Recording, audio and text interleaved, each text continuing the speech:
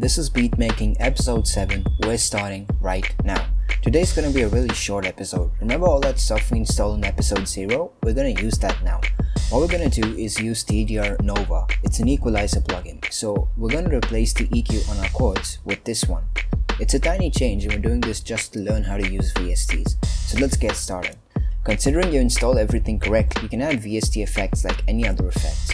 Go to the Effects tab in the Verse Chords box, disable the old EQ by clicking on this green button, and now click Add Effect. Search for Nova. It will appear in the plugins list. If it doesn't, check your plugins directory. If you can't find the tdrnova.dll file there, you probably installed it wrong, or maybe you didn't install it at all. But as long as you follow the instructions, you should be good to go. So once you add in the Nova effect, you're gonna notice it's a lot more different than our previous EQ. I'm gonna quickly brief you about these options, but we're not gonna go in detail about them. The top bar is the menu bar. It navigates the presets for the VST and allows you to automate knobs, which is a whole new discussion because controlling and dragging knobs won't work here. Anyways, this is the graphic area. Here you adjust the EQ and see the graph. By default, the graph doesn't show however, so click in here to show it. These are the options for each filter. You can turn each one on and off here. These options control each filter. You can change your filter settings by first selecting which one here, or clicking on its point and then editing the settings you need. Then you can edit the EQ curve settings here, and the compression settings here. Wait, compression? Yes, Nova also allows you to compress specific bands. But you probably don't know what that is yet, so don't worry, we'll get there. Anyways, in this area here allows you to activate the low pass and high pass filters, and control them naturally.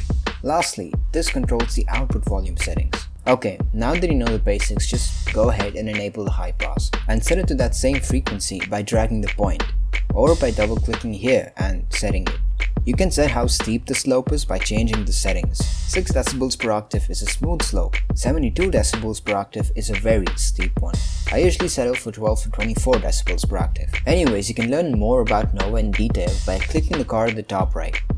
Now, there's the thing I need to say.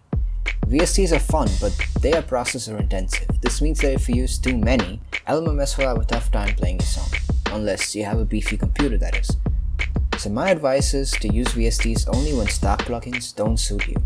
So I'm gonna go back on everything I taught you just now and just say unless you're doing intensive EQ, the stock equalizer should suit you.